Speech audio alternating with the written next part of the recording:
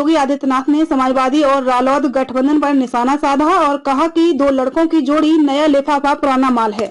मुख्यमंत्री योगी ने बुधवार को समाजवादी पार्टी को निशाने पर लेते हुए कहा कि इनका नाम समाजवादी, काम दंगावादी और सोच परिवारवादी है।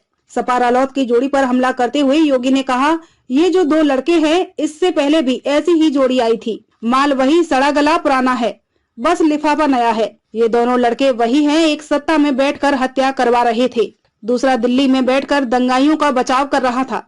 जिसने सत्ता में रहकर प्रदेश को असुरक्षा दी, दंगे किए, उनसे हमने कह दिया है कि कयामत के दिन तक भी तुम्हारा सपना साकार होने वाला नहीं है। उन्होंने बताया कि 2017 में जब वो बुलंदशहर आए थे तो यहाँ आतंक का माहौल था और बेटियां व्यापारियों की और बेटियां व्यापारी कोई भी सुरक्षित नहीं था। 2017 में भी दो लड़कों की जोड़ी बनी थी, लेकिन जनता ने उन्हें साफ बाहर का रास्ता दिखा दिया था। जनता ने एक दिल्ली में रहने वाले और एक लखनऊ में रहने वाले लड़के को कह दिया था कि तुम इस लायक हो ही नहीं हो।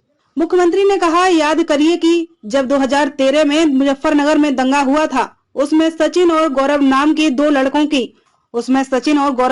दो युवकों की निर्मम हत्या कर दी गई थी। लखनऊ वाला जो लड़का है वो सत्ता में रहकर हत्या करवा रहा था और दंगाइयों को लखनऊ में बुला करके उनका सम्मान कर रहा था। अखिलेश यादव पर आरोप लगाते हुए मुख्यमंत्री बोले कि भारतीय जनता पार्टी का जो भी कार्यकर्ता इन दंगाइयों के खिलाफ आवाज उठा रहा था, उसके खिलाफ झूठे मुकदमे दर्ज करके उन्हें जेल भेजा जा रहा था। दूसरी तरफ ये दिल्ली वाला लड़का तमाशा देख रहा था और कहता था कि दंगाइयों पर ज्यादा कार्रवाई नहीं होनी चाहिए। मुख्यमंत्री ने चेतावनी देते हुए कहा कि एक बार फिर से ये लोग अपने नए कबर के साथ आपके बीच आ रहे हैं और माल तो वही है, बस लिफाफा नया है। उन्होंने कहा कि सपा के लोग गांव में जनता को आतंकित कर रहे हैं, पत्रकारों को लगातार धमका रहे हैं।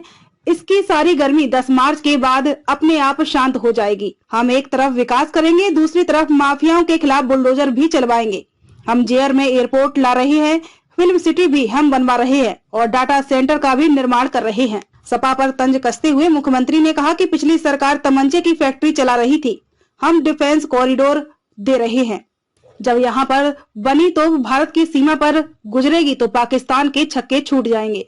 प्रदेश में अगर कहीं के सबसे ज्यादा नौजवान सेना में हैं तो वो बुलंदशहर से हैं।